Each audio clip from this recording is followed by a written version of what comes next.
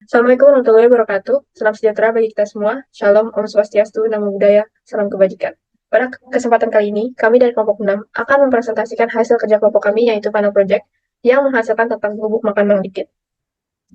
Sebelumnya, kami akan memperkenalkan anggota dari kelompok kami. Yang pertama yaitu Muhammad Aldian dari staf website, Devi Arisani dari staf POS, Devi Wulandari dari staf POS, saya sendiri Aldi Samara dari staf IT, Aulia Rahma dari staf inventory, Herianto Tampu Bolon dari staf HRD, Gali Fernanda Rizky dari staf accounting, Novia Dwi Cayanigam dari staf inventory, Siti Lailatul Sakalda dari staf accounting, dan Yuli Fatmilia dari staf purchase. Dalam presentasi ini, kami akan membahas 8 skenario, mulai dari company profile atau profile perusahaan, modul IT, modul HRD, modul inventory, modul accounting, modul purchase, modul POS, dan modul website. Yang pertama yaitu company profile. Gubuk Makan Mang Dikin adalah rumah makan berkonsep pedesaan dengan desain bangunan tradisional Sunda. Berdiri sejak Oktober 2002 oleh pemilik Dikin Sodikin yang memulai bisnisnya di Jogja pada 1996.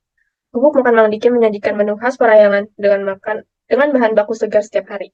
Konsep tata ruang menggunakan gubuk bambu atau kayu, menciptakan lingkungan alami dengan taman, kolam ikan, dan sawah. Pelayanan terbaik ditekankan, dan karyawan dilatih untuk ramah dan tepat waktu. Meskipun telah berkembang dengan beberapa cabang, Gubuk Makan Mang Dikin tetap mempertahankan konsep restoran pedesaan sejak didirikan. Baik, di sini saya akan menjelaskan visi dan misi dari warung makan Bubuk Makan Mang Dikin. Misinya bertujuan menjadi warung makan yang diakui secara nasional.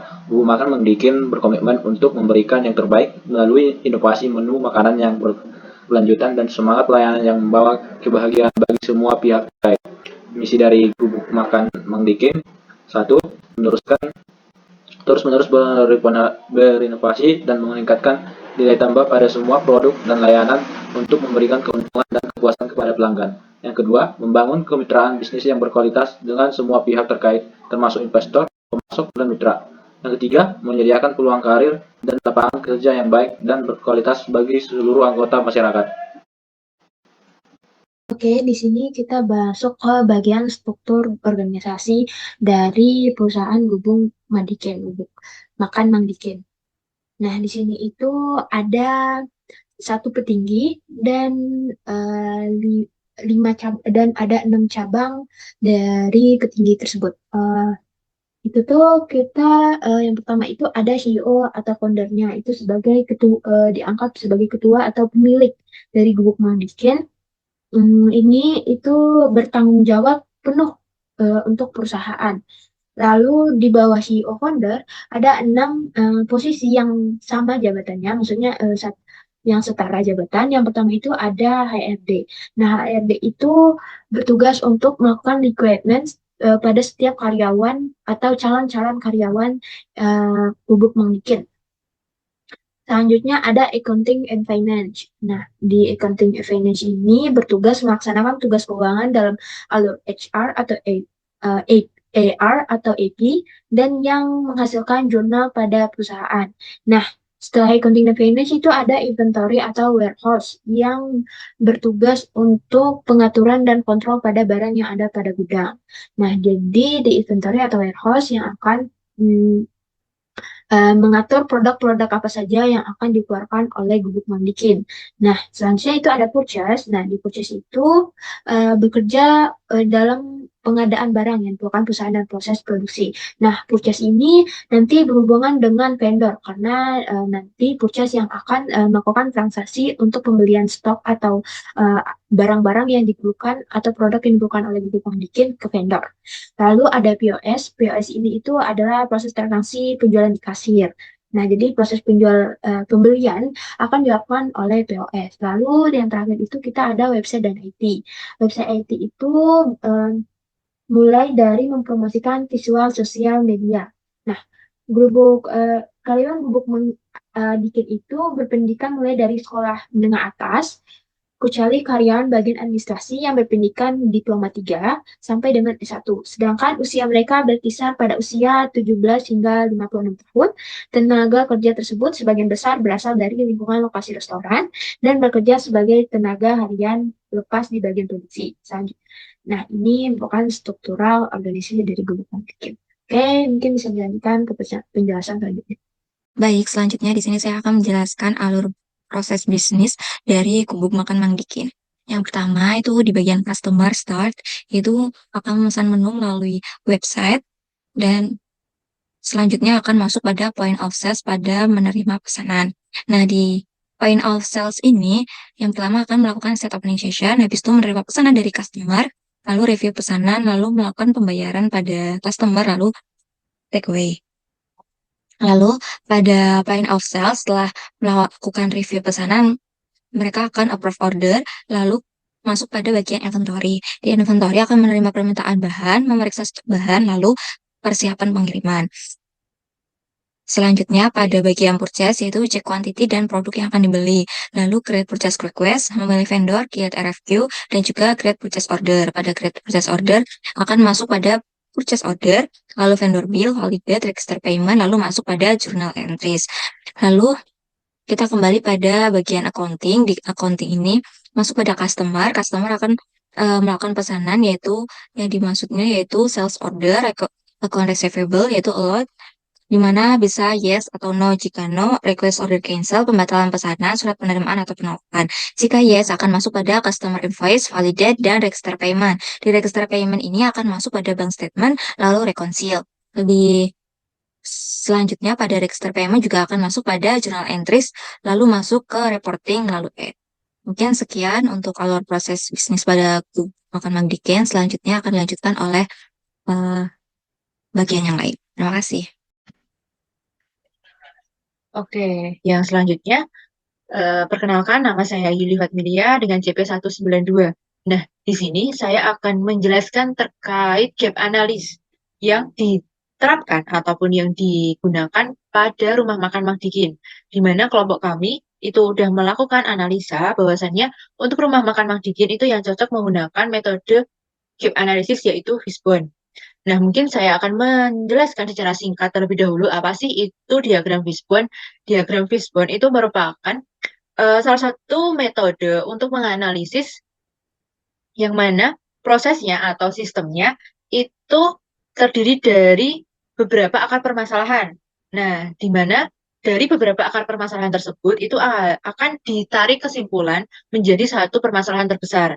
Nah, adapun case-case ataupun permasalahan yang harus ada pada metode Fishbone itu yang pertama ada permasalahan terkait material, kemudian yang kedua itu terkait dengan metode, yang ketiga itu sumber daya manusia, kemudian yang keempat itu ada lingkungan, dan yang kelima itu ada teknologi. Namun ada satu lagi yaitu terkait dengan mesin. Namun pada kelompok kami untuk menganalisis di rumah makan Mang Dikin itu hanya ada 5 case saja. Nah, case yang pertama itu berkaitan dengan material. Nah, di rumah makan Mang Dikin sendiri ini memiliki dua permasalahan dalam materialnya. Yang pertama itu adalah kurangnya bahan baku, kemudian yang kedua itu adalah kurangnya kualitas dari bahan material, ataupun kurangnya kualitas dari bahan baku dari material.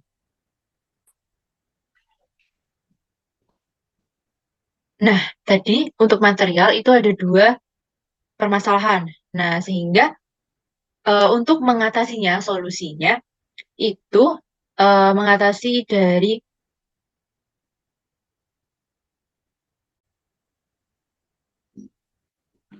Oke, tadi untuk yang material itu ada dua. Yang selanjutnya, untuk case yang selanjutnya itu ada metode. Nah, metode yang diterapkan pada rumah makan Gubuk Mang Dikin itu ada dua permasalahan. Yang pertama itu terkait dengan kurangnya sistem pelaksanaan dalam pelatihannya. Dan yang kedua itu sistem rekrutmen yang kurang sesuai. Jadi, permasalahan dari rumah makan Gubuk Mang Dikin ini terkait dengan pelatihan. Di mana pelatihannya itu masih belum tersusun secara sistematis, serta penerapan sistem rekrutmen atau lowongan pekerjaan yang masih kurang sesuai dengan SOP dari perusahaan.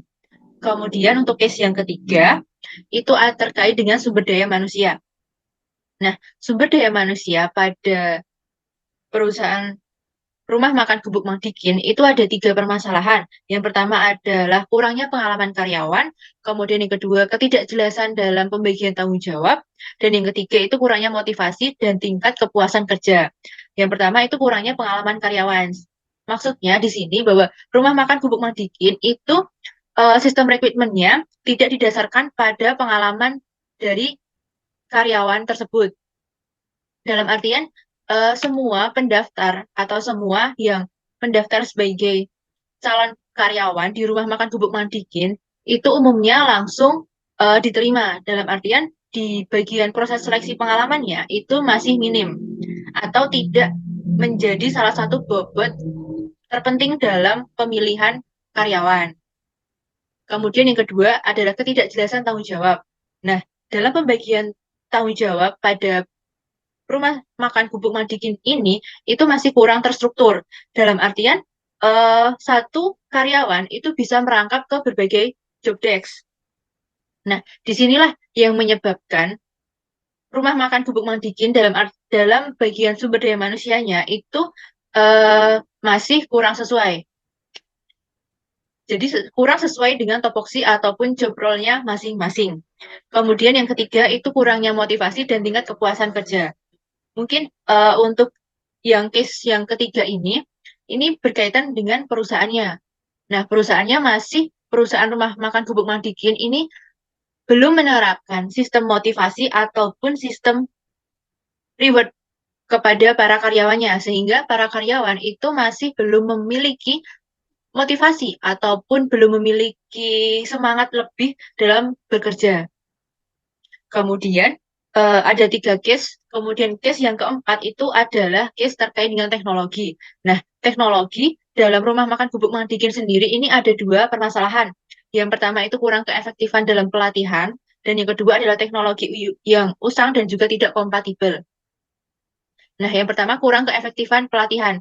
Maksudnya tadi sudah dijelaskan di bagian case yang kedua, yaitu metode di mana sistem dari pelatihannya itu masih kurang sesuai atau kurang terstruktur. Karena ini didasarkan pada teknologi yang digunakan.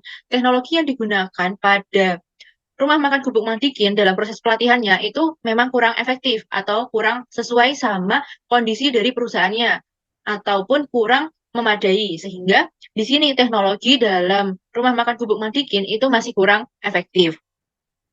Kemudian case yang kedua itu terkait dengan teknologi yang usang dan tidak kompatibel.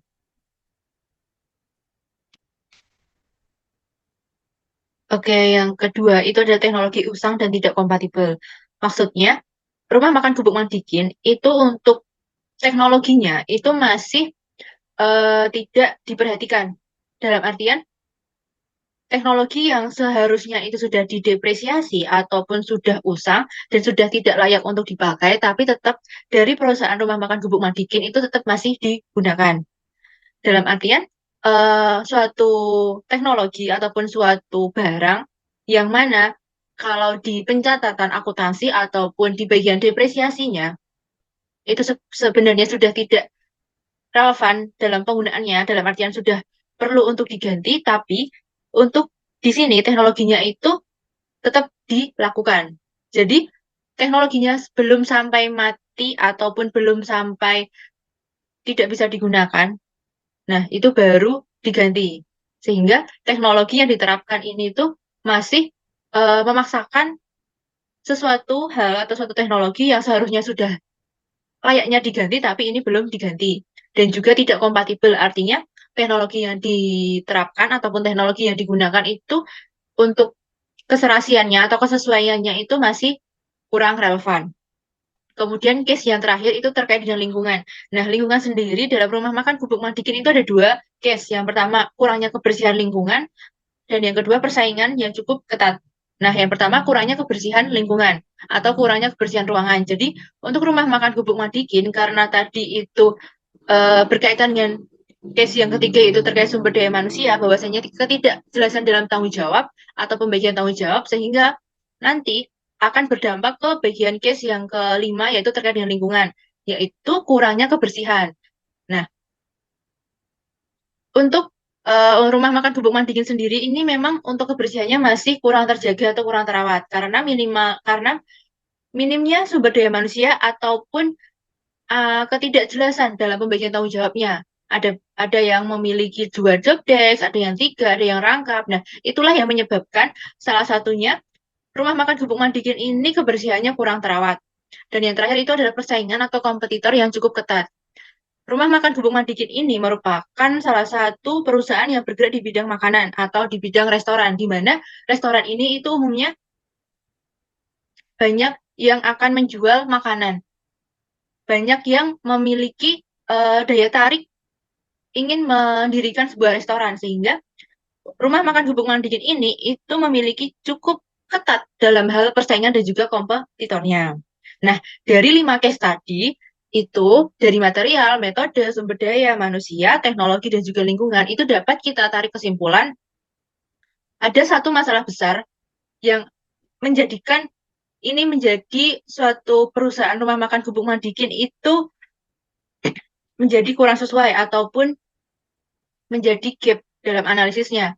Nah, dari kelimanya itu dirangkum, ditarik kesimpulan menjadi satu, yaitu permasalahannya terkait dengan keterbatasan sumber daya manusia yang berkualitas serta sistem rekrutmen yang tidak sesuai. Jadi, pokok permasalahan dari rumah makan Gubuk Mandikin ini atau gap analisisnya itu utamanya terkait dengan sumber daya manusia yang terbatas. Sumber daya manusia yang berkualitas itu terbatas, serta penerapan sistem rekrutmen yang tidak sesuai.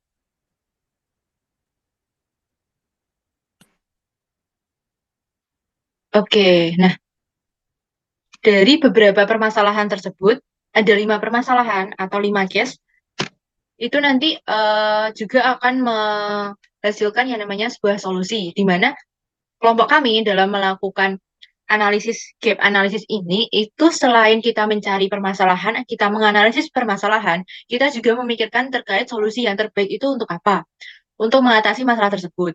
Nah, yang pertama, itu terkait dengan masalah material, yang material kurangnya bahan baku. Nah, kurangnya bahan baku ini itu kita bisa menanggulanginya, kita memberikan solusi. Yang pertama itu bisa mengidentifikasi pemasok bahan baku yang berkualitas tinggi itu yang seperti apa. Jadi untuk pemilihan vendor itu bisa diperhatikan dalam kualitasnya. Kemudian yang kedua itu mengidentifikasi pemasok bahan baku yang berkualitas tinggi, kemudian menjalin kerjasama jangka panjang dengan pemasok untuk menghindari keterlambatan.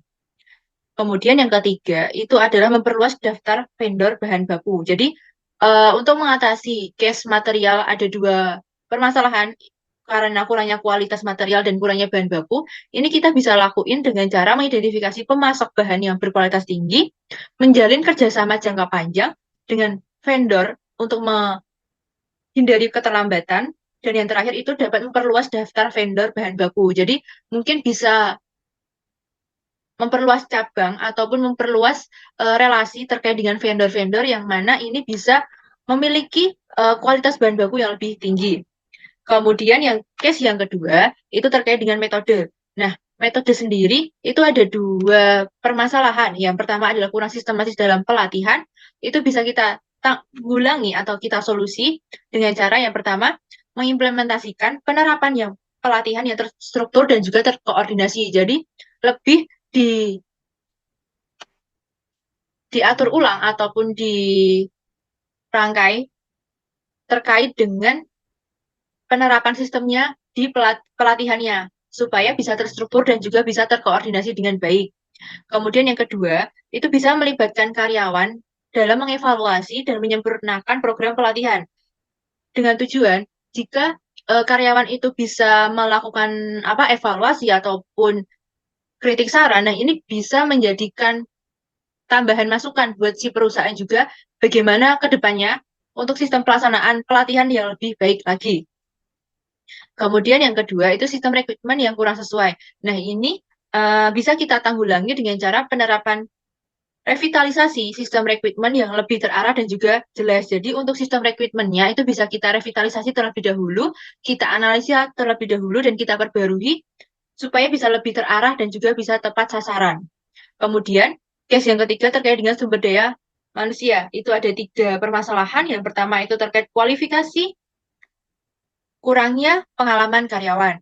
Nah, kurangnya pengalaman karyawan ini bisa kita tanggulangi dengan cara merancang program pengembangan karyawan untuk meningkatkan kualifikasi. Jadi, saat kita melakukan open recruitment atau seleksi karyawan, kita bisa meningkatkan kualifikasi-kualifikasi yang mana karyawan itu bisa masuk ke daftar karyawan yang berkualitas. Jadi lebih ke penetapan kualifikasi dari karyawan.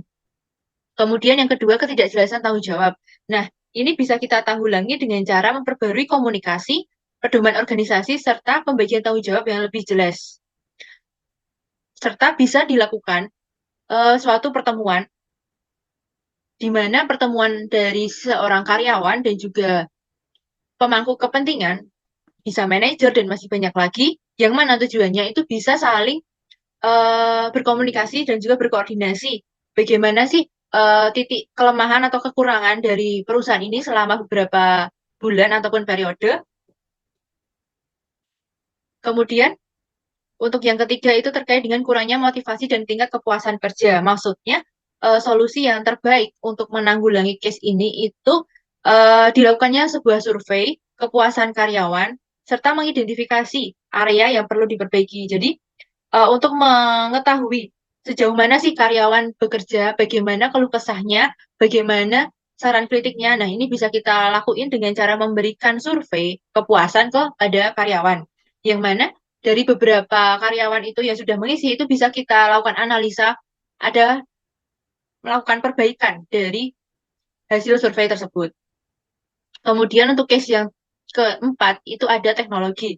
Nah, teknologi sendiri itu ada dua permasalahan. Yang pertama terkait dengan kurangnya keefektifan dalam pelatihan. Nah, ini bisa kita tanggulangi dengan cara mengimplementasikan perubahan pemeliharaan rutin untuk perangkat elektronik. Jadi lebih ke melakukan pemeliharaan atau kita jaga secara rutin terkait dengan teknologi, karena teknologi itu sangat sangat meriskan dalam suatu perusahaan ataupun rumah makan, sehingga perlu untuk diperhatikan. Kemudian, untuk case yang kedua itu terkait dengan teknologi usang ataupun tidak kompatibel. Nah, ini bisa kita tanggulangi dengan cara mempertimbangkan integrasi sistem yang lebih modern dan juga kompatibel. Jadi seiring berkembangannya zaman, teknologi yang digunakan itu juga harus bisa menyeimbangkan dengan zaman yang ada. Jadi supaya tidak ketinggalan zaman ataupun tidak tertinggal dari zaman-zaman yang mana ini sudah teknologi canggih dan kita juga harus bisa melakukan upaya revitalisasi terkait dengan teknologi yang digunakan. Nah, case yang terakhir itu terkait dengan lingkungan. Nah, untuk lingkungan sendiri itu ada dua permasalahan. Yang pertama ada kurangnya kebersihan lingkungan. Nah, kurangnya kebersihan lingkungan ini itu berkaitan dengan permasalahan yaitu di SDM. Karena di SDM itu tanggung jawabnya tidak jelas, maka ada beberapa job desk ataupun tugas yang tidak sesuai. Salah satunya yaitu terkait dengan kebersihan ruangan. Nah, mungkin solusinya itu bisa kita atur ulang jadwal dari kebersihan lingkungan atau jadwal reguler yang kita pantau secara bertahap. Kemudian yang terakhir terkait dengan persaingan yang cukup ketat. Nah, mungkin ini merupakan salah satu case yang umum ada pada sebuah bisnis ataupun perusahaan terkait dengan persaingan. Nah, mungkin salah satu solusi yang bisa menanggulanginya itu dengan cara menerapkan strategi pemasaran, dan juga menghadapi persaingan antar pelaku usaha. Jadi lebih ke strategi-strategi perusahaan yang harus diperhatikan dan juga bisa diterapkan dengan sebaik mungkin. Salah satunya strategi terkait dengan pemasarannya. Mungkin bisa dilakukan peninjauan ulang, melakukan revitalisasi, pembaruan, revisi, yang mana ini tuh bisa kita lakukan secara bertahap. Nah, mungkin itu saja terkait metode Fishbone Gap Analysis yang ada pada Rumah Makan Gubuk Mang Dikin. Sekian dari saya. Terima kasih. Wassalamualaikum warahmatullahi wabarakatuh.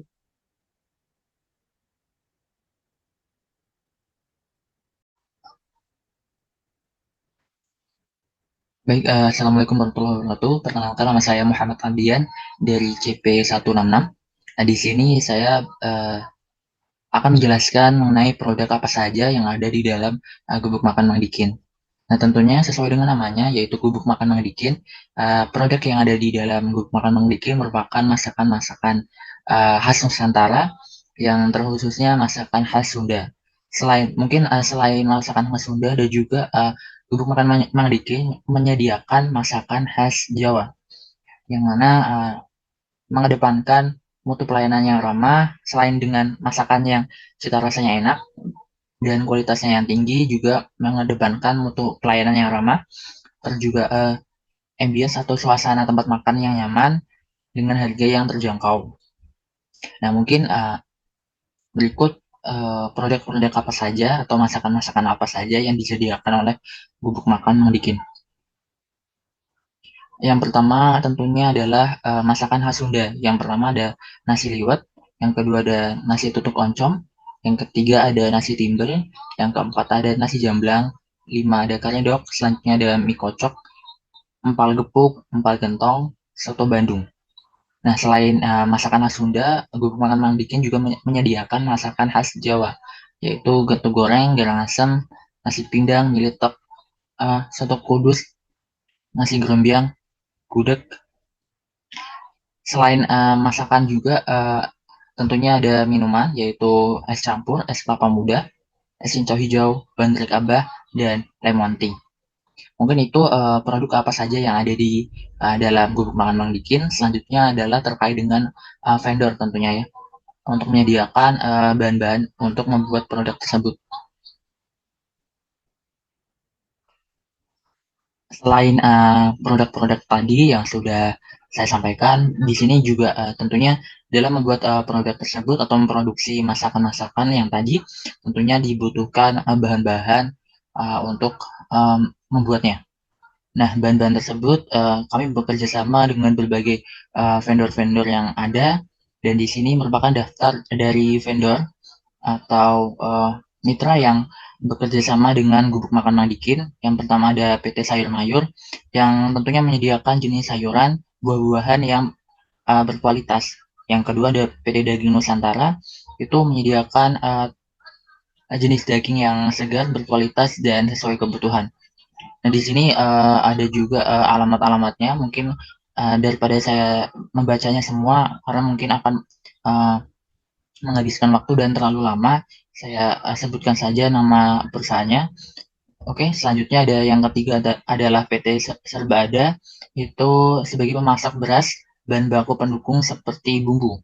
Yang keempat ada PT Fostan Indonesia, yang sebagai pemasak peralatan dapur rumah makan untuk kebutuhan industri dan komersial.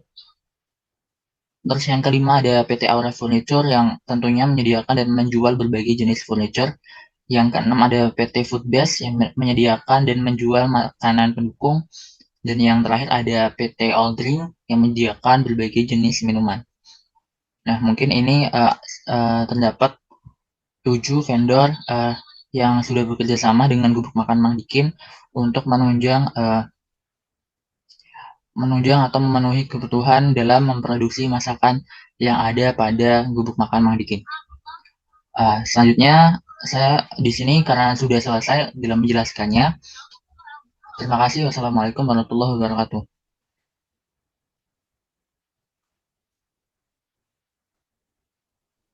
Selanjutnya yaitu skenario dari modul IT yang dibawakan oleh saya sendiri.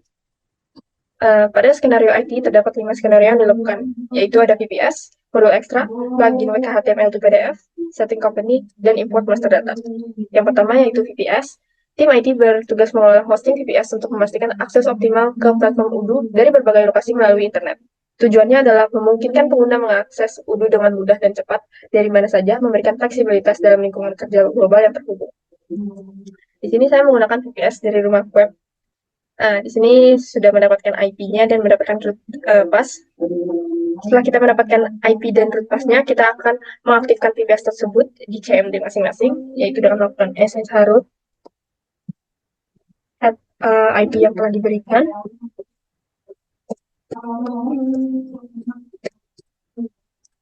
Dan kita memasukkan password yang diberikan juga pada rumah web, lalu kita paste. Dan ini setelah dilakukan pengaktifan dan penginstalan Udu. Di sini ada root gubuk makan Mang Dikit. Dan setelah berhasil masuk sini, berarti Udu dan VPS-nya telah berhasil digunakan. Selanjutnya yaitu domain. Dengan menghubungkan Udu ke domain, pengguna dapat mengakses platform dengan menggunakan alamat web yang lebih mudah diingat dan memberikan kesan profesional. Ini juga memungkinkan untuk memperbarui konfigurasi DNS jika ada perubahan dalam infrastruktur atau pemindahan server. Pada domain, saya menggunakan dari seperti yang VPS, yaitu dari rumah web. Sini ada manage DNS-nya. Domain yang pertama yaitu gubukmakanmandikin.myid.id dengan TTL 3600, kelasnya di in, type-nya destination-nya itu dengan IP kita sebelumnya, yaitu 203, 194, 114, dan 101. Domain yang kedua yaitu www.gubukmakanmandikin.my.id, yaitu TTL-nya 43200, kelasnya in dengan type CNAME. Destination-nya yaitu gubukmakanmandikin.my.id. Yang ketiga yaitu domainnya namanya gubukmakanmandikin.my.id dengan TTL 3600, kelasnya in, type-nya txt dengan destination sebagai berikut. Selanjutnya yaitu modul ekstra. Staf IT menginstal modul ekstra Udu untuk meningkatkan efisiensi dan produktivitas bisnis. Proses ini melibatkan memindahkan file ekstra ke SOD menggunakan WinSCP dengan lokasi akhir di USR, link Python 3, disk package, Udu, dan add-on. Di sini pada WinSCP terdapat dua bagian, sebelah kiri yaitu lokal kita sendiri dari laptop, dan di sini dari root yang kita gunakan. Di sini sudah ada beberapa modul ekstra yang telah diinstal, dan di sini yang telah saya pindahkan dari lokal ke root. Setelah itu, kita harus melakukan restart pada Udu dengan mengetik sudo service Udu restart, lalu sudo service Udu status untuk melihat apakah Udu tersebut sudah aktif. Nah, di sini statusnya sudah aktif. Lalu kita balik ke Udu. Lalu ini tampilan dari modul ekstra. Ini contoh dari beberapa modul ekstra yang telah saya import.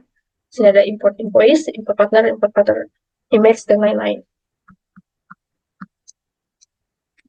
Selanjutnya yaitu ada plugin WKHTML to PDF.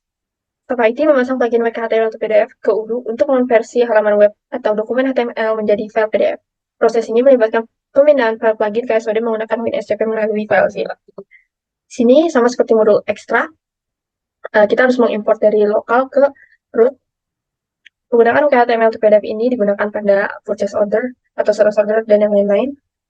Dan ini contoh yang telah di print dan filenya menjadi PDF. Selanjutnya yaitu setting company. Staf IT mengkonfigurasi profil perusahaan, mengisi biodata yang diperlukan, dan memastikan bahwa alamat email perusahaan dapat menerima pesan dari pengguna sesuai dengan skenario website. Di sini kita lihat the settings.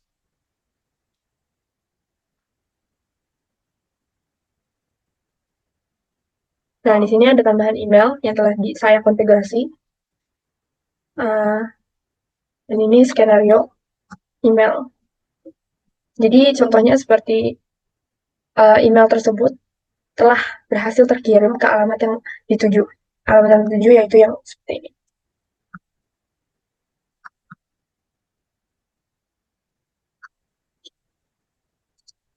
Selanjutnya, dan yang terakhir ya dari skenario IT yaitu import master data. Pada bagian ini, staf IT melakukan pengaturan terkait hak akses atau security matrix pada pengguna yang terlibat di dalamnya. Di sini, staf IT telah melakukan import master data dan hanya perlu dilakukan konfigurasi di beberapa user tertentu saja. Berikut ini merupakan user yang harus dikonfigurasi. Sebelumnya, ini ada data user yang akan diimport ke Udu. Dan ini data user yang telah diimport ke Udu dan ada beberapa yang belum melakukan login. Jadi ada status, yaitu never connected. Dan ada beberapa user yang telah melakukan login dan statusnya akan berubah menjadi confirm. Mungkin itu saja skenario yang dilakukan oleh IT. Selanjutnya yaitu ada modul HRD. Baik, terima kasih atas kesempatan untuk pengerjaan dari tugas akhir bagian saya sebagai modul HRD. Di sini akan saya membuat skenario dari HRD dari rumah makan Gubuk makan Mang Dikin. Baik, saya akan menjelaskan skenario itu. Kita ke menu rekrutmen. Baik, rekrutmen merupakan sebuah modul HR dalam mempercepat dan menyederhanakan proses rekrutmen karyawan baru. Jadi HR dapat membuat, menyajikan lowongan pekerjaan dan melacak pelamar dan menjadwalkan pengolahan proses wawancara serta melibatkan tim rekrutmen secara efektif. Sebelumnya ini saya sudah membuat dari masing-masing job position yang sudah di-upload. Pertama-tama itu kita ke menu job position.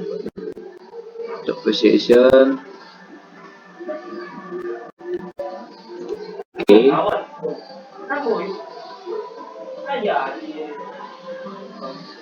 Kemudian untuk mengupload secara banyak, karena ini perlu banyak, buat secara pribadi klik ini. Kalau dia secara banyak tinggal klik favorit, import, record, upload file, kemudian pilih dokumen Excel yang sudah di-download atau sudah dibuat, yaitu pertama itu job position. Oke, file.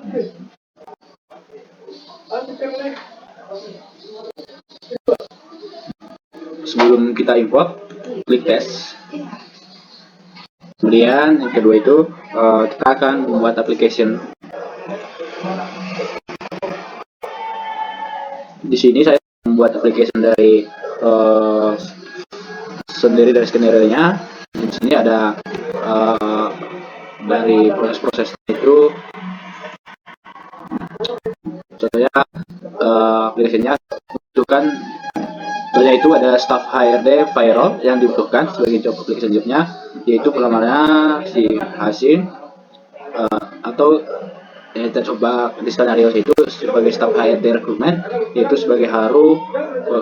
Kita klik ini, Haru sebagai pelamar. Oke, ini harus sudah sebagai pelamarnya, katanya ini. Kemudian kita kalau sudah ada masuk ke tab selanjutnya, kita klik ke first interview. Jika dia sudah lolos sebagai interview, kemudian interview, kemudian kontrak. Sini ada tanda kontraknya. Dan klik more, sudah selesai. Buat dulu kontraknya. Oke. Kemudian kita akan masuk ke modul yang ada yang lainnya, yaitu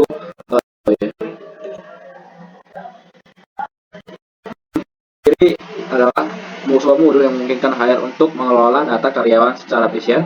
HR dapat menyimpan data pribadi, riwayat pekerjaan, kualifikasi, dan dokumen terkait lainnya, dan satu sistem terpadu yang hingga HR dapat memudahkan mengakses dan mengelola data karyawan. Yang pertama itu ada fitur, yaitu departemen. Ini departemennya saya sudah buat, yaitu ada accounting, finance, director, faktor negara, departemen IT, inventory, POS, website, processing.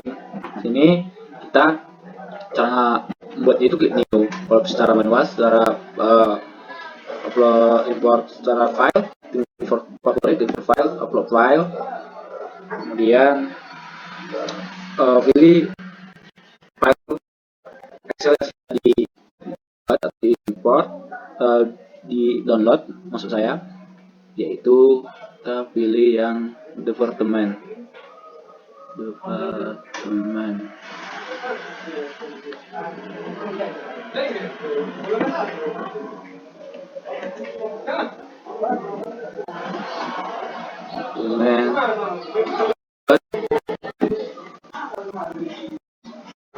Kita tes. Apabila ada everything set valid, tinggal import.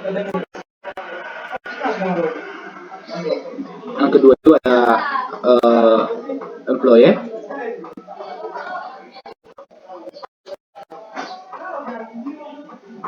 Sini saya sudah banyak buat employee dari skenario sendiri dari HR. Ada banyak karyawan-karyawan yang dibutuhkan berdasarkan departemen.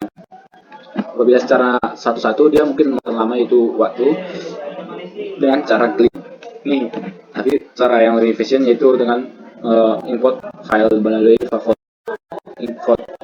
record dan upload file nanti hingga tes apabila ada tulisan everything valid itu tanda sudah berhasil.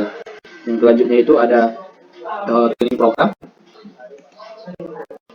Training program sendiri saya sudah buat itu ada training program HRD untuk departemen inventory, yaitu sebagai responsor usernya itu Hero.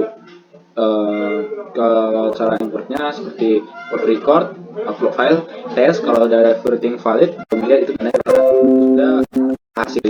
Kita coba lihat yang ini training programnya. Untuk inventory yang mengikuti selama training itu ada Rani, Raya, Rehan, Randy, Rinda, Rindu, Rini, dan Dodong. Kemudian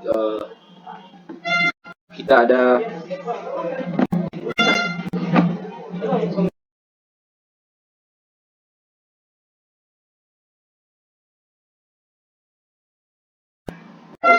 modul selanjutnya itu kontrak. Sendiri saya sudah buatkan masing-masing dari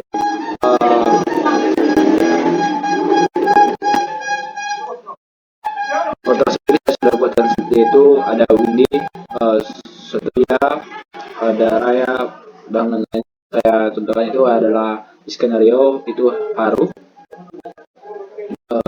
dan kita klik create,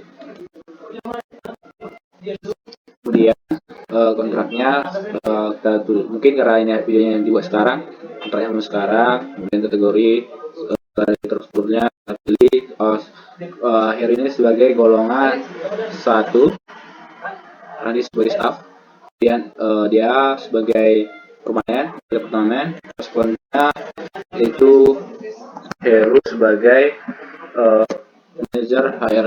Nah, kemudian klik save. Di sini kontraknya ada namanya Haru. Kemudian klik save. Dan ini kemudian save.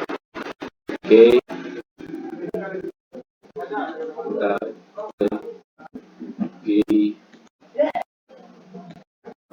kemudian selanjutnya itu ada modul selanjutnya itu ada orientation checklist line dan checklist. Di sini orientationnya sendiri ada checklistnya saya buat, yaitu pengolahan pengujian perhitungan gaji, pengujian persediaan, cara barang, pengujian variabel. Caranya itu cara upload yaitu favorit, import record, dan upload file. Kemudian pilih yang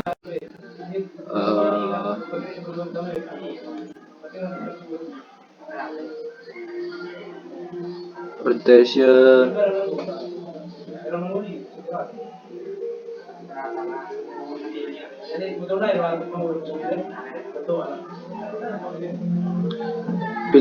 checklist line,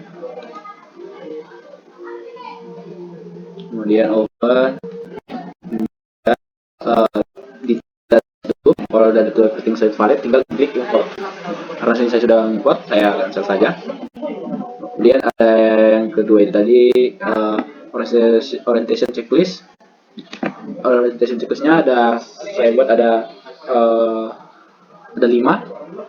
ada orientation 1, 2, 3, dan 4, dan 5. Kita coba cek yang keempat yang saya sudah buat, yaitu ada teman-temannya ya sudah aktif. Oke. Selanjutnya ada kontrak.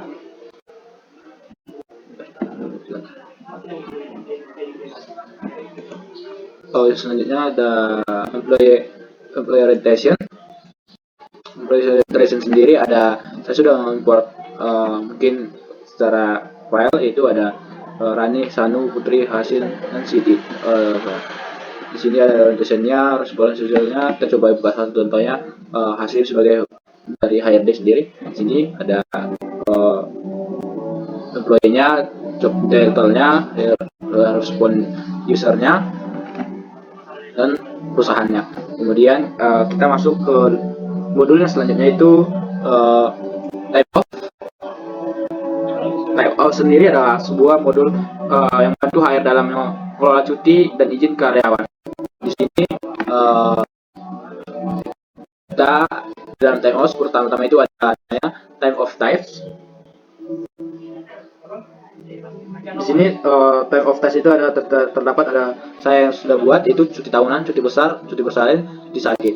Cara importnya sama saja seperti biasa, yaitu import file, import record, upload file, tes sampai ada everything valid, kemudian klik import. Saya sudah importnya, saya akan melihat contohnya itu cuti tahunan ini tidak semua cuti ini tidak semua yang dapatkan seperti cuti tahunan ini. Cuti besar saya contohkan itu sesuai dengan event-event yang besar, yang contohnya sesuai agama, contohnya Idul Fitri. Apabila ada cuti Idul Fitri itu tidak semua karyawan yang cuti yang dapatkan adalah hanya beragama Islam. Di sini ada D-nya dapatkan dan ini kita buat questionnya. Kemudian ada profile. Ini untuk menentukan cuti bisa untuk siapa saja. Dan ini saya sudah buat contohnya. Cuti tahunan itu yang mendapatkan itu Aldi Samara. Kemudian cara sama lihat. Kemudian ada yang namanya allocation. Allocation ini yaitu sebuah itu soal Alstamara, dia mendapatkan cuti sakit 1 hari, itu dia sudah di approve, statusnya approve. Cara importnya sama. Kemudian ada modul selanjutnya yaitu attendance.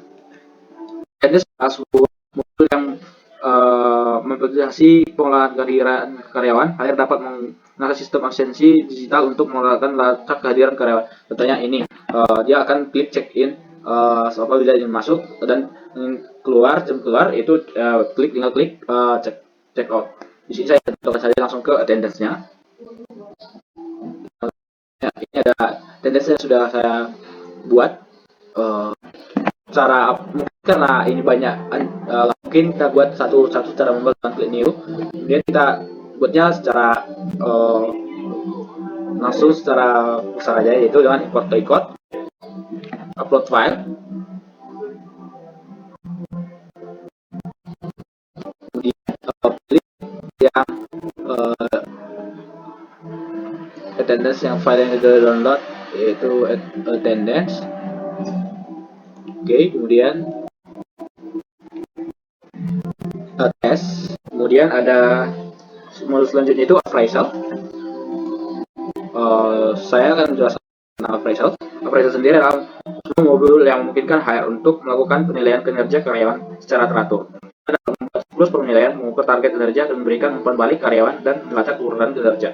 Soalnya saya sini sudah beberapa ada saya buat karena di sekian area ada si Haru, dia sudah melaksanakan final interview dan kita buat di sini penilaian semua dia sudah tahu.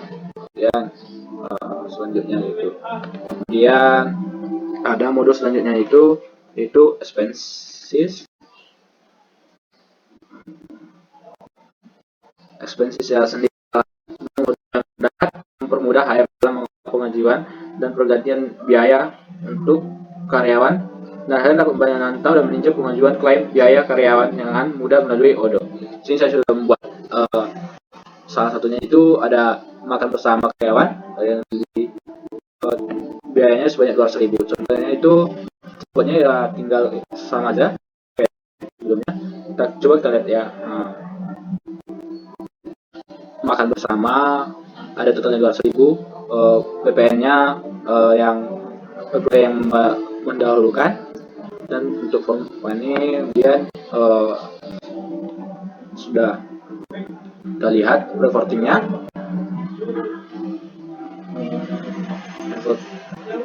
Reportnya internet, beban listrik, kuliner, kemudian ada slide-nya, ada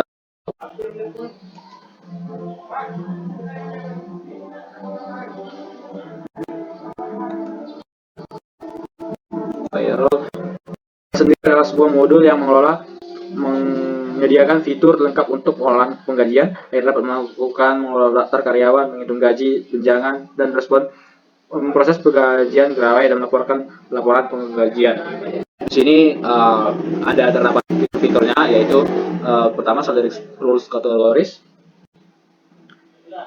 Di sini saya sudah buatkan rules kategorisnya. Ya, cara importnya ya seperti biasa, yaitu upload file. Kemudian tinggal pilih yang filenya, yaitu salary kategoris, open file. Kemudian test import, everything valid. Saya sudah bisa di import dan berhasil. Kemudian karena saya sudah menguploadnya, saya klik cancel dulu aja. Kemudian ada fitur selanjutnya, itu ada salary rules. Ini saya sudah ada buat juga salary rules-nya, ada banyak. Kemudian cara importnya ya sama saja, import record, upload file.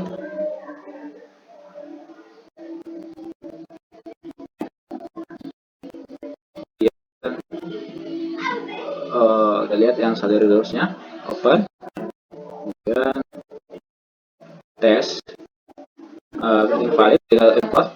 Karena saya sudah menguploadnya, kita cancel aja. Kemudian selanjutnya yaitu ada salary struktur. Salary struktur sendiri pertama itu saya sudah buat ada golongan-golongannya, ada golongan 1, golongan 2, 3, golongan 4. Jadi saya sama caranya. Kita lihat bisa di sini ada golongan 1, siapa saja yang bisa golongan 1. Kita buat itu ada direktur. Kemudian selanjutnya mungkin saya ada buat itu sheet. Ini mencatat semua jam kerja masuk dari setiap employees-nya. Fitur timesheet sendiri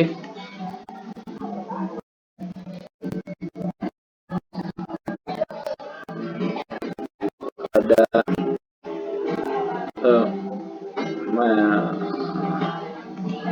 timesheet, ada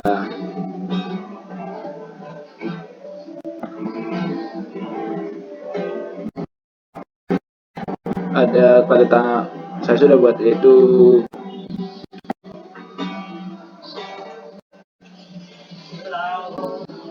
kemudian modul selanjutnya yaitu ada mungkin banyak modul-modul sendiri, yaitu sudah setelah lainnya bisa digunakan.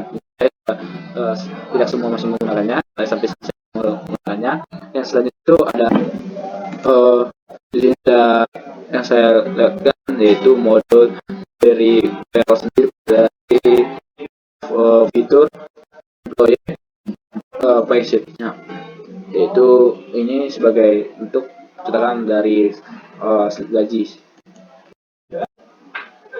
Kemudian importnya yaitu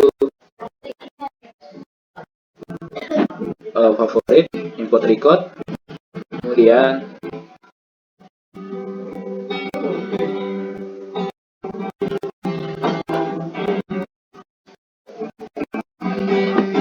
upload file.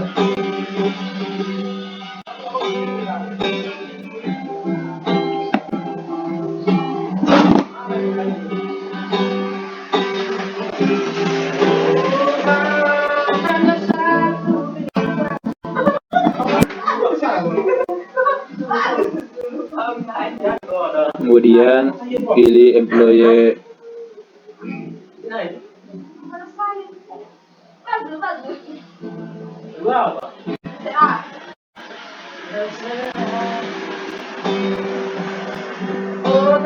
flagship, pilih employee flagship, kemudian open file, kemudian kita tes. Sudah saya coba, tinggal kita lihat di bagian resepnya.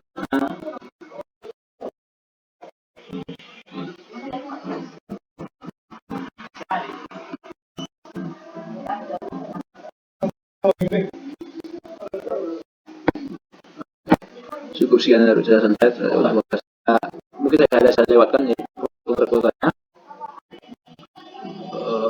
Di sini ini saya contohnya ada di sini ada satu rekrutmen dan yang belum play tadi contohnya itu ada di skenario nya ada Haru sebagai HR rekrutmen dan Rere sebagai staff inventory. So, saya ke HR aja ya, manajer HR kan.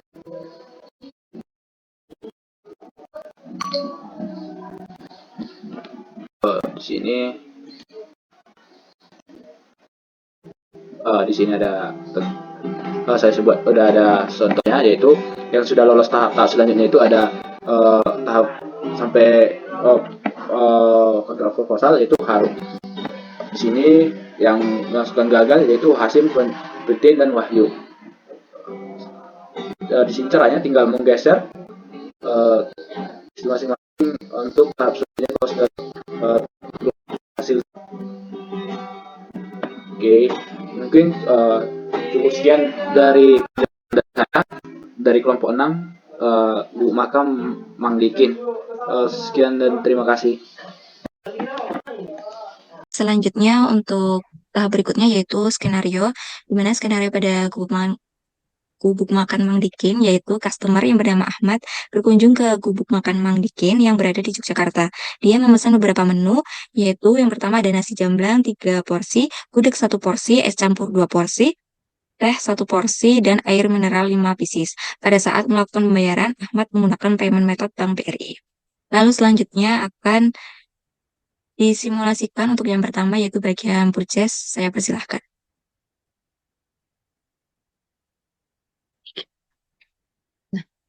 Oke, baik. Di sini untuk yang selanjutnya itu adalah ke modul purchase. Nah, modul purchase di sini itu akan melakukan pembuatan request for quotation RFQ dan juga purchase order. Adapun produk yang harus purchase input itu sesuai sama yang di skenario tadi. Di mana dari skenario tadi itu ada 3 vendor yang terlibat. Yang pertama ada PT Aldring, kemudian ada PT Serba Ada, dan juga yang ketiga ada PT Foodbase. Nah, yang pertama kita buat terlebih dahulu untuk RFQ yang pertama, yaitu pembelian dari vendor PT Aldring.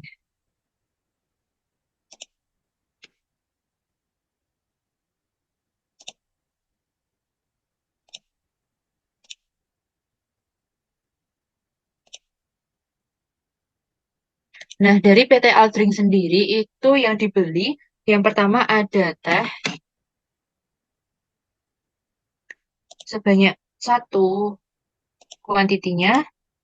Kemudian untuk yang produk yang kedua itu ada air mineral.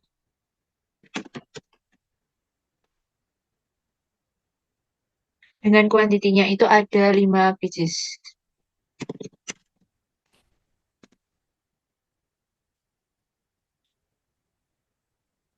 Nah, dari PT Aldrin sendiri itu hanya ada 2 yang dibeli, yaitu teh dan juga air mineral. Jika datanya sudah terisi semua, maka langsung saja nanti akan kita klik confirm order.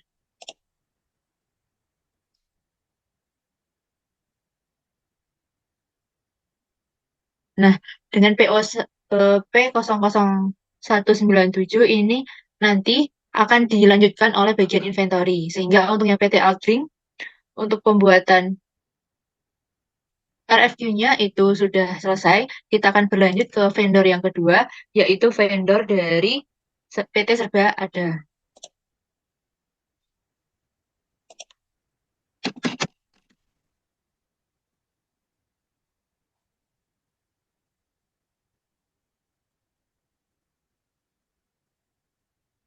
Nah, untuk vendor dari PT Serba Ada sendiri, ini ada beberapa barang atau produk, yang mana produk dari PT Serba Ada ini itu untuk membuat dari 2 porsi es campur.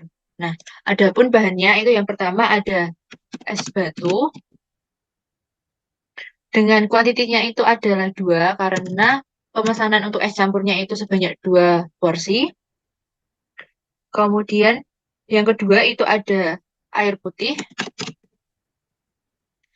Itu untuk kuantitinya sama, yaitu ada 2.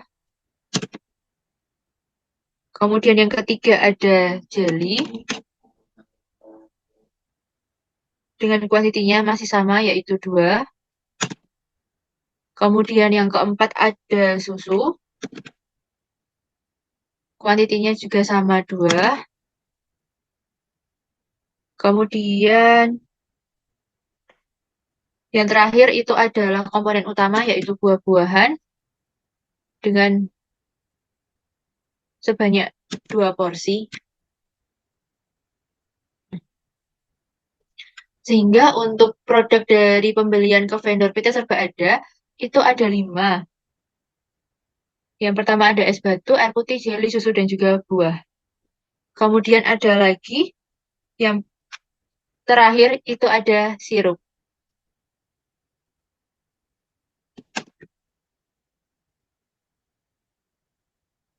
Dengan kuantitinya yaitu 2 juga. Nah,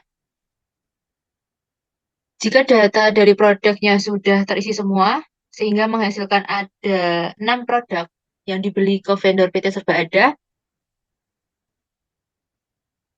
maka langsung saja kita pilih confirm order. Oke. Sehingga untuk vendor yang kedua, PT Serba Ada itu sudah selesai. Kemudian kita beralih ke vendor yang ketiga, yaitu PT Foodbase.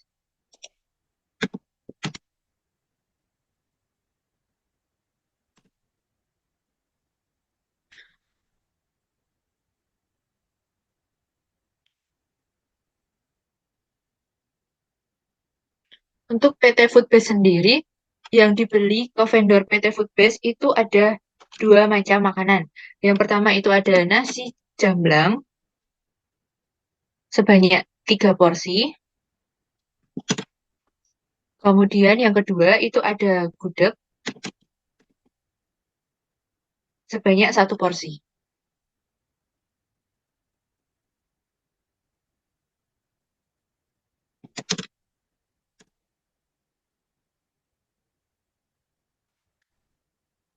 Nah, untuk PT yang terakhir atau vendor yang terakhir ini yaitu PT Foodbase itu produknya hanya 2, yaitu nasi jamblang sebanyak 3 porsi dan gudeg sebanyak 1 porsi. Sehingga jika sudah masuk semua, maka kita langsung klik confirm order.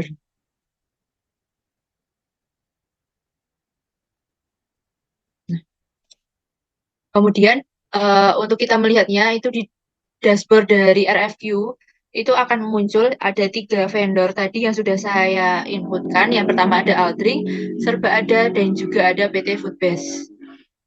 Nah, ini statusnya sudah masuk ke purchase order, sehingga untuk yang selanjutnya itu akan dilakukan oleh bagian inventory. Namun sebelum itu, saya akan melakukan discuss ke bagian vendor inventory, ke bagian inventory untuk melakukan langkah selanjutnya.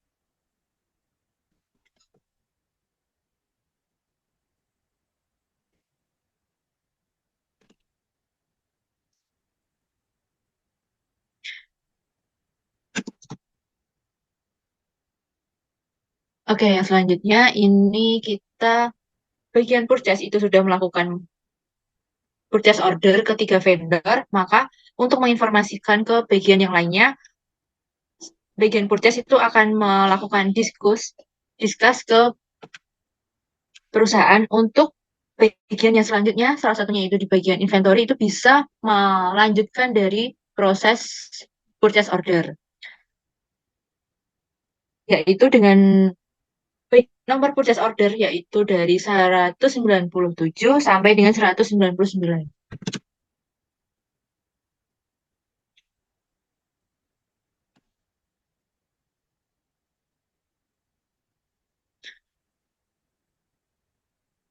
Oke, baik. Mungkin dari purchase sampai di sini untuk transaksinya nanti akan dilanjutkan oleh bagian modul yang selanjutnya.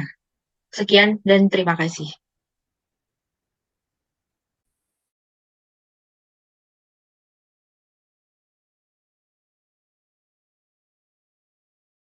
Baik, untuk selanjutnya di sini akan dilanjutkan pada modul accounting, yang dimana pada modul accounting ini telah mendapat pesan dari Willy Fatmilia sebagai bagian purchase. Di sini saya akan membuat atau membayarkan vendor bill yang telah dibuat oleh bagian purchase. Kemudian selanjutnya kita akan pergi ke modul accounting.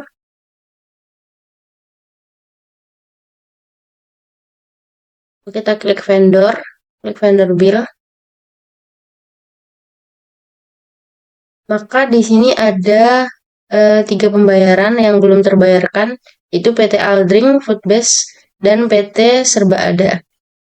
Kita mulai dari PT Serba Ada.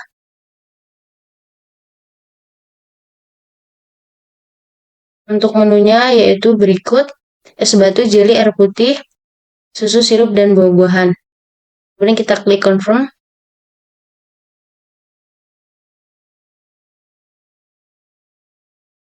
Kemudian kita klik register payment. Lalu kita isikan bank yang kita tuju. Kemudian jika sudah, kita klik create payment.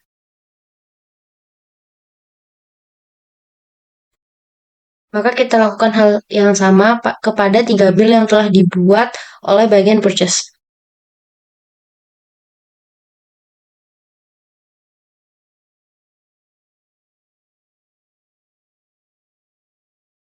Baik, untuk langkah selanjutnya di sini kita akan membayarkan vendor bill yang telah dibuat tadi, karena di sini statusnya masih in payment semua dari ketiga vendor bill tersebut.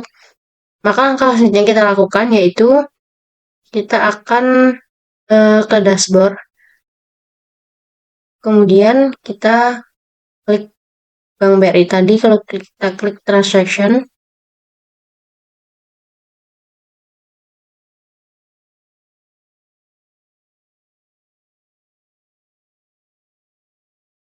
Nanti kita duplikat dulu untuk melihat harga dari bill tersebut.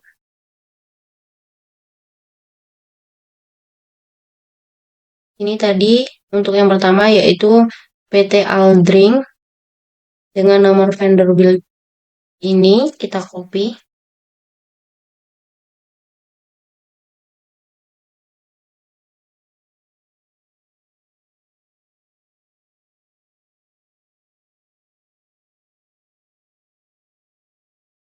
Lalu untuk harga yang akan dibayarkan yaitu 24.000.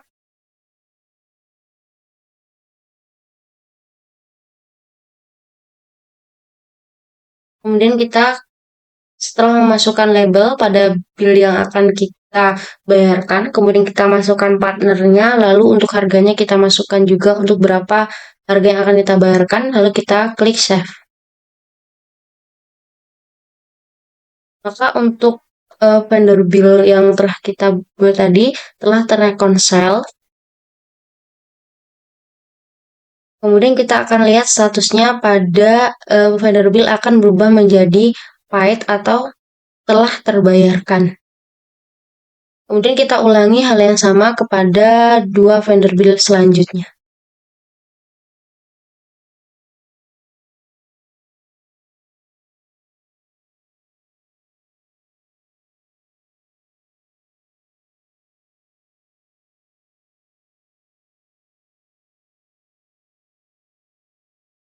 Nah, di sini untuk bill yang telah kita buat tadi, ketiganya telah terbayarkan semua, maka untuk tugas accounting di sini telah selesai dan akan dilanjutkan pada bagian selanjutnya. Terima kasih.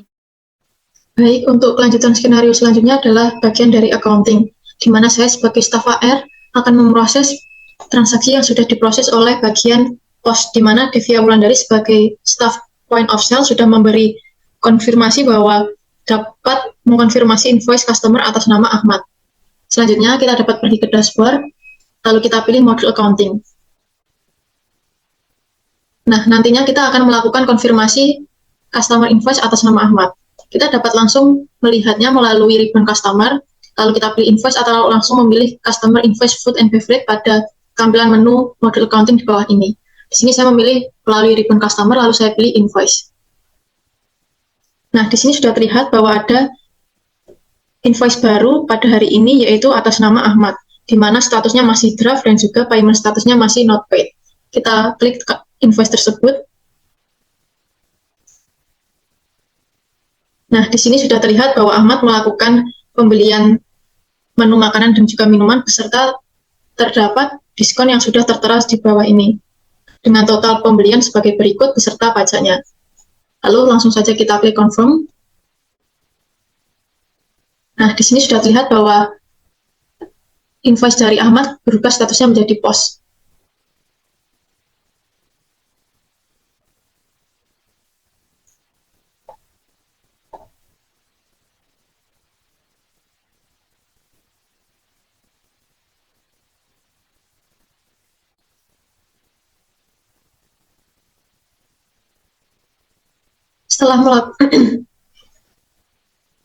Setelah melakukan konfirmasi terhadap invoice dari customer atas nama Ahmad, selanjutnya saya akan melakukan register payment. Kita klik saja ke register payment-nya. Setelah itu kita masukkan jurnal dari bank yang akan kita pakai.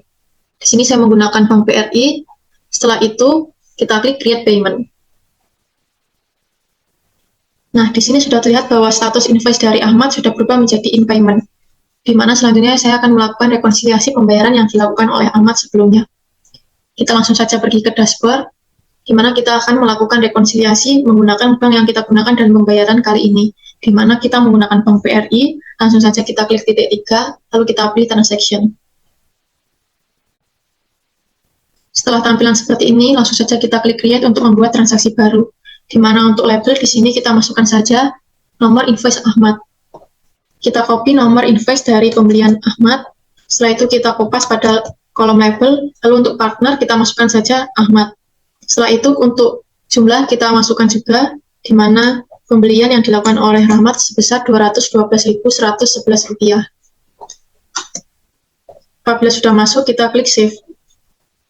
Setelah itu kita dapat melihat bahwa ada transaksi baru atas nama Ahmad dengan keterangan atau nomor invoice yang sudah sesuai.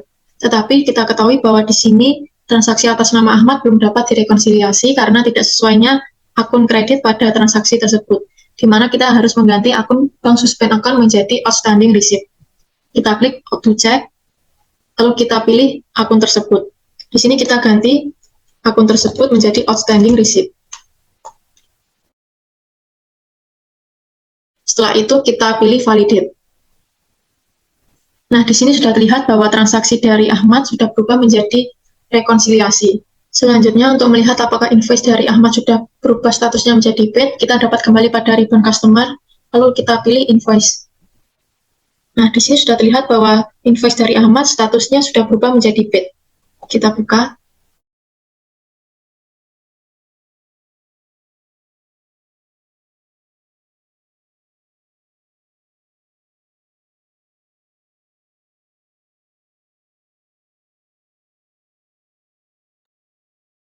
Baik, terima kasih untuk bagian purchase telah melaksanakan job desk-nya. Selanjutnya, saya Aulia Rahma sebagai modul inventory akan melanjutkan skenario pada gubuk makan Mang Dikin. Sebelumnya, saya akan share screen terlebih dahulu. Oke, di sini kita akan masuk pada Udo. Di sini,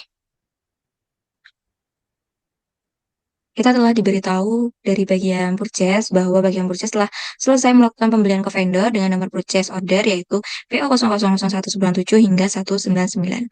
Kita lanjut masuk pada modul purchase. Oke, di sini telah terbuat ya teman-teman, yaitu purchase order dengan PO 00197 hingga 199. Di sini kita akan melakukan receive produk, yaitu memastikan bahwa produk yang diantar oleh vendor itu sesuai dengan jumlah yang kita pesan. Kita buka dulu untuk dokumennya. Yang pertama itu ada dari PT Aldring, yaitu dengan teh dan juga air mineral. Di sini kita bisa klik receive product. Kita klik set quantities untuk memastikan bahwa produk itu telah sampai. Lalu kita pilih validate. Oke, dan di sini keterangannya sudah berubah menjadi pusat in 009, di mana artinya produk yang dibeli pada vendor PT Aldrin telah masuk pada warehouse in atau receive pada pusat dengan nomor pusat in 009. Lalu lanjut untuk PO yang kedua, yaitu 198 PT Serbada, yaitu terdapat 6 produk. Kita klik receive product. Kita klik set quantities untuk memastikan bahwa produk juga telah sampai. Kita pilih validate. Oke, di sini juga akan berubah menjadi pusat in 0010, yaitu pada warehouse in. Kita lanjut untuk PO dengan nomor 199, yaitu pada PT Food Base. Kita pilih receive product. Kita pilih set quantities. Kita pilih validate. Oke, setelah kita berhasil untuk memastikan bahwa produk itu telah sampai pada perusahaan atau pada warehouse, kita masuk pada modul inventory, klik reporting, kita pilih move historis untuk melihat perpindahan historis dari stok-stok bahan baku atau produk yang telah dilakukan pembelian pada bagian purchase. Oke, di sini telah masuk pada pusatin, dari pusatin 009, pusatin 10, dan juga pusatin 11. Oke, ini telah berhasil masuk pada gudangnya masing-masing sesuai dengan tujuan. Lalu selanjutnya kita masuk pada inventory adjustment, di mana inventory adjustment ini berguna untuk penyesuaian stok pada produk es campur. Oke, kita bisa lakukan pada produk terlebih dahulu. Kita klik es campur. Oke, di sini masih 0 porsi, dan kita akan melakukan penyesuaian yaitu sebesar 2 porsi seperti pada skenario. Kita klik on hand. Oke, kenapa kita di sini melakukan update quantity secara manual? Karena pada gubuk makan Mandikin ini kita tidak memiliki modul manufaktur atau bagian produksi. Maka dari itu, di bagian inventory melakukan penyesuaian stok pada es campur sebesar 2 pieces.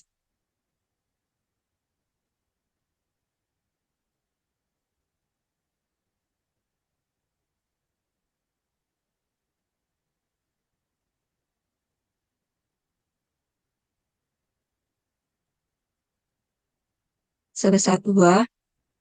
Habis itu kita klik, kita apply, kita update quantity. Oke, kita kembali lagi ke produk. Dan di sini sudah terlihat bahwa es campur sudah memiliki stok 2 porsi. Lalu, pertanyaannya adalah bagaimana proses dari bahan baku es campur yang telah dibeli oleh bagian purchase. Kita langsung masuk pada inventory adjustment. Di sini kita akan melakukan penyesuaian stok pada inventory adjustment untuk uh, mengosongkan stok pada bahan baku dari es campur. Oke. Di sini untuk bahan baku es campur itu sendiri ada es batu, ada air putih, ada sirup, ada susu, ada buah-buahan, dan juga ada jelly. Oke, sudah ada 6 produk, sama seperti pembelian bahan baku pada bagian purchase. Di sini pada bagian quantity kita klik, yaitu 0, karena kita akan melakukan penyesuaian stok.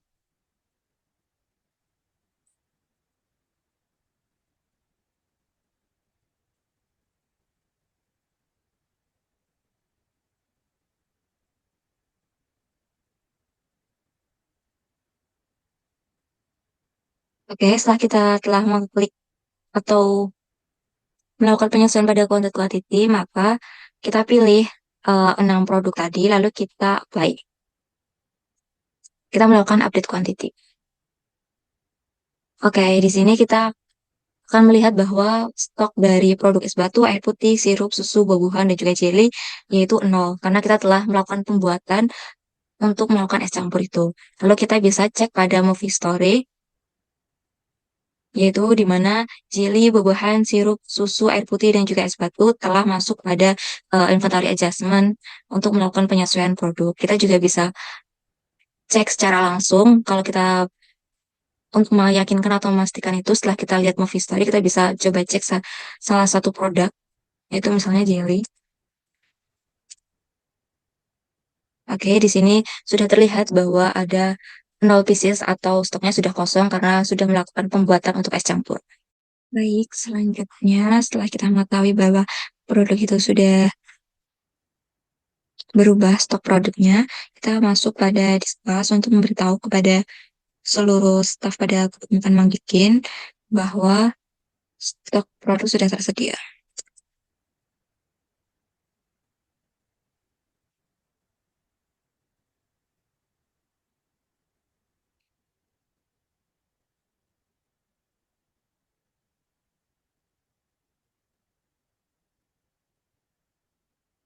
Oke, di sini saya Aulia Rahma sebagai bagian inventory melaporkan bahwa stok produk sudah tersedia. Dan selanjutnya akan dilanjutkan skenario oleh bagian atau staf-staf yang bersangkutan. Sekian dari inventory. Terima kasih. Baik, perkenalkan saya Devi Wulandari. Di sini saya akan melanjutkan skenario transaksi pada modul POS. Pertama, kita akan membuka menu discuss, lalu kita pilih yang gubuk makan Mang Dikin. Di sini bisa kita lihat bahwa chat terakhir itu dari Aulia Rahma yang berperan sebagai inventory, melaporkan bahwa stok produknya telah tersedia. Langsung aja kita ke bagian menu, lalu pilih yang point of sale. Selanjutnya kita pilih yang gubuk makan Mang Dikin, lalu klik yang new session. Untuk skenarionya itu, seorang customer bernama Ahmad berkunjung ke gubuk makan Mang Dikin yang berada di Yogyakarta. Lalu ia memesan beberapa menu sebagai berikut. Yang pertama itu ada nasi jamblang sebanyak 3 porsi, kemudian ada gudeg sebanyak 1 porsi, es campur sebanyak 2 porsi, minumannya ada teh sebanyak 1 porsi, dan air mineral sebanyak 5 pieces. Saat pembayaran, Ahmad menggunakan payment method melalui Bank BRI. Oke, langsung aja kita pilih customer yang bernama Ahmad yang berada di Sleman, Yogyakarta.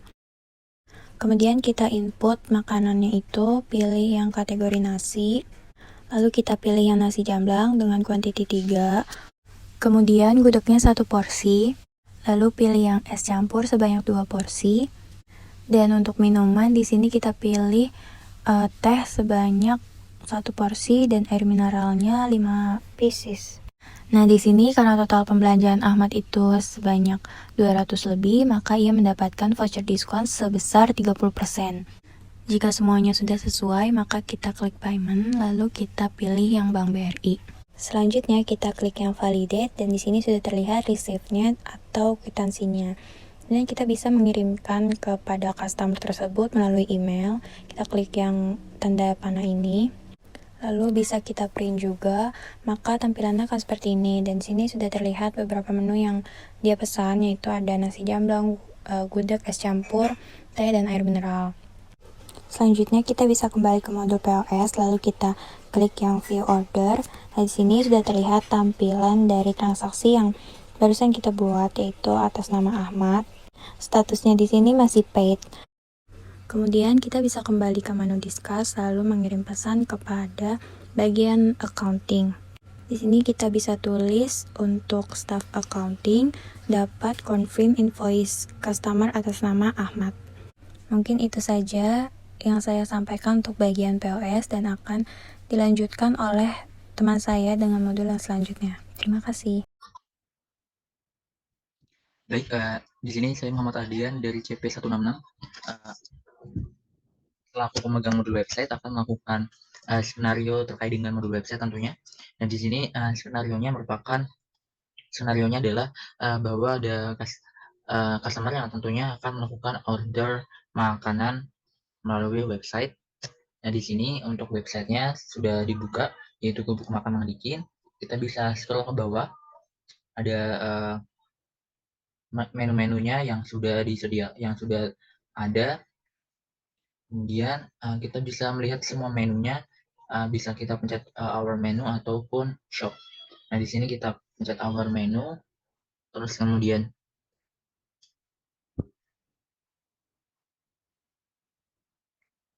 kita pilih produknya atau masakannya yang ingin kita order. Kita bisa pilih di sini nasi gudeg.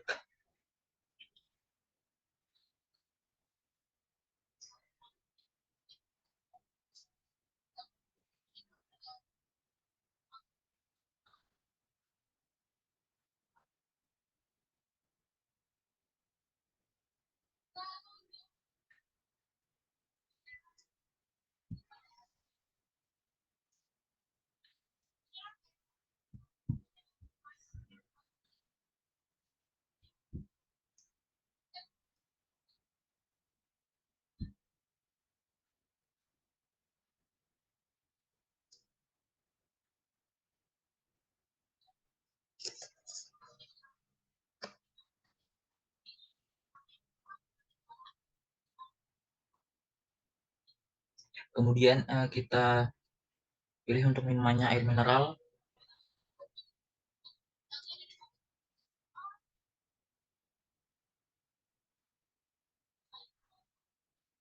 Kemudian setelah kita masuk ke dalam keranjangnya, lalu kita langsung proses ke checkout, yaitu dengan mengklik proses to checkout. Kemudian kita next. Nah, di sini untuk shippingnya, alamat shippingnya ada di Jalan Pahlawan, yang kemudian shipping metodenya free delivery charge. Di sini ada free ongkirnya atau free shippingnya atau free atau gratis ongkirnya. Nah, di sini dikarenakan mungkin dalam pembeliannya itu melebihi transaksi 30.000, maka dikenai potongan diskon 30.000 dengan maksimal diskonnya itu 10.000 dan mendapatkan potongan sebesar 9.009 rupiah. Nah, di sini yang akhirnya jumlah dari pesanan dengan pajaknya sejumlah 44.000 sekian. Kemudian bisa kita gunakan pilih pay with mana, kita wire transfer.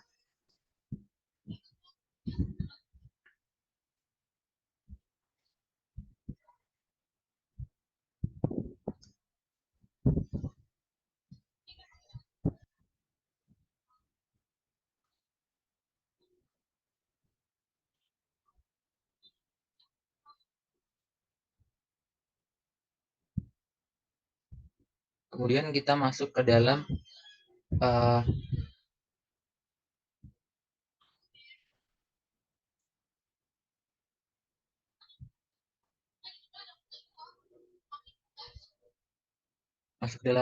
modul sales.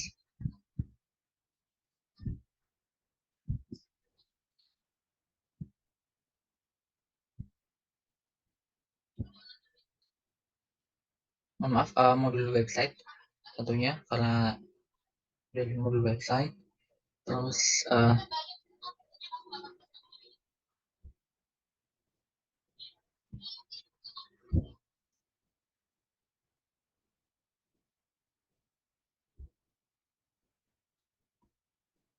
nah, di sini ada order yang belum dibayar.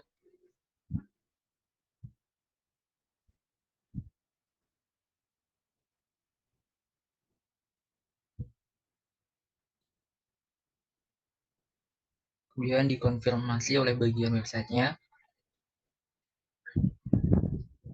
Terus dibuatkan faktur atau invoice. Kemudian bisa kita buat faktur. Bisa kita klik create and view invoice. Nah, di sini untuk invoice-nya kita perhatiin jauh, kita preview untuk invoice-nya.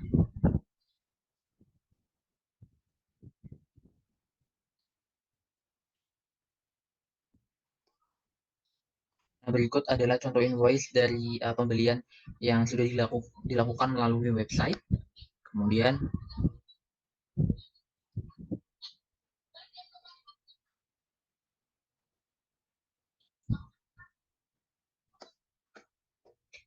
kita konfirmasi.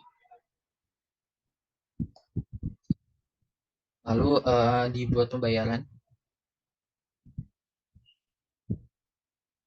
Create payment tentunya. Nah, in payment. Status menjadi in payment. Nah, kemudian status in payment ini akan ditindaklanjuti oleh bagian accounting yang nantinya status tersebut bisa berubah menjadi status paid.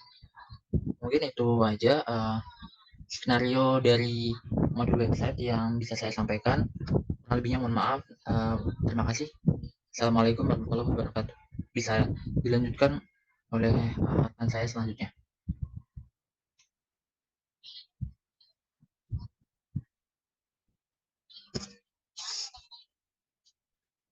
Oke, mungkin cukup sekian presentasi dari kelompok kami. Maaf jika ada perkataan yang salah disengaja maupun tidak disengaja. Kurang lebihnya mohon maaf. Wassalamualaikum warahmatullahi wabarakatuh. Shalom, selamat sore, salam sejahtera bagi kita semua.